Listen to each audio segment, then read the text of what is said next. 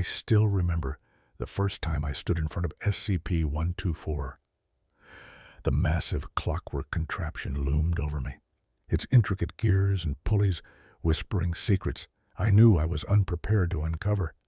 They said it was safe, but who really knows what safe means in this line of work? I was just a D-class, one of the expendables. My life was a series of experiments, each one designed to test the limits of my existence and sanity.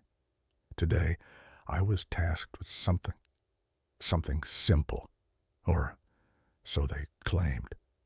I was to place a standard object in the intake booth and wait to see what SCP-124 would produce. As I approached the machine, I couldn't shake the feeling that I was about to unleash something I couldn't comprehend. The first time I'd heard about SCP-124, it was in whispers among the other D-class. They spoke of the horrors and miracles it could create. I had no intention of becoming a part of one of those stories. Just a test, I muttered to myself, trying to ignore the rising dread. I was instructed to input a simple metal object, a wrench, I think. Nothing too extravagant. I placed it in the booth, the door sliding shut with a heavy thud. I turned the knob to the thin setting. The small bell rang, signaling the start of the refining process. For 5 agonizing minutes, I stood there, heart racing, wondering what would emerge. Finally, the output booth door creaked open. I hesitated before stepping forward. What I found inside was a pile of perfectly crafted screws. They glistened under the sterile lights of the lab, a testament to the machine's strange ability. I felt a spark of pride. Not so bad, I thought, picking one up. But the moment my fingers brushed the cool metal, a surge of anxiety washed over me. What if this was just the beginning? The researchers took my findings with mild interest. They jotted notes and murmured amongst themselves, but I could see the glint of curiosity in their eyes. They were hungry for data, and I was just a means to an end.